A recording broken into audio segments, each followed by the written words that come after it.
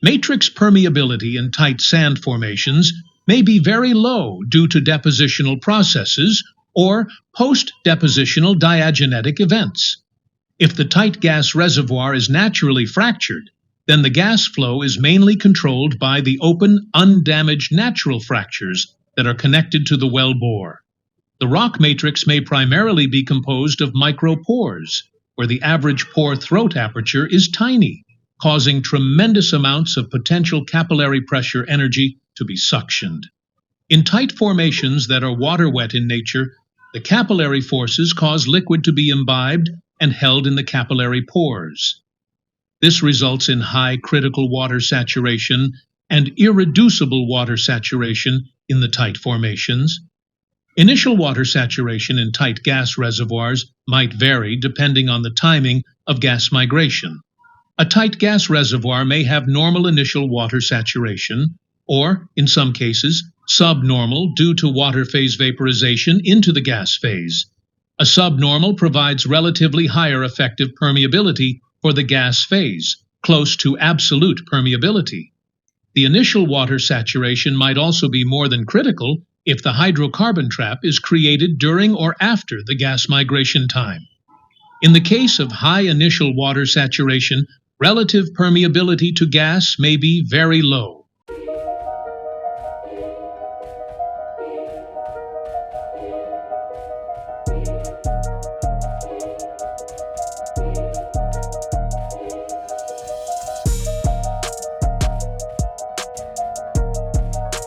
The reservoir geometry of tight gas reservoirs depends on their deposition environment. They normally consist of numerous reservoir layers, lenses, which are discontinuous both vertically and laterally in a thick, complex sedimentary system and separated by non-reservoir shales. The stacks of isolated lenses of sand bodies may vary in characteristics, shape, and volume. The recoverable gas in place in tight gas reservoirs is mainly controlled by the sand lens width, and the effect of sand lens length is not very significant. Horizontal deviated well drilling can help intersect as many of the sand lenses as possible and effectively increase lateral reservoir exposure to the wellbore. Tight gas reservoirs' productivity may also be affected by in situ stresses, as they can control hydraulic fractures, propagation, reservoir flow regimes, permeability, anisotropy, wellbore instability, and long-term production performance. Tight gas sandstones are typically very stiff rocks, capable of supporting high or even extreme deviatoric stresses. Tight sand formations commonly have wellbore instability issues during drilling, which causes large wellbore breakouts and washouts across the tight sand intervals. The wellbore instability issues in tight formations can be reduced by drilling the well in the minimum stress direction. In tight sand reservoirs, understanding the relative magnitude of in situ stresses and their direction, and their relationship with permeability, is essential for tight gas development. Tight gas reservoirs are normally heterogeneous and anisotropic in nature, where permeability is a direction-dependent property. The permeability anisotropy may be further enhanced by the pattern of earlier geological deformation and amplified by in situ stresses.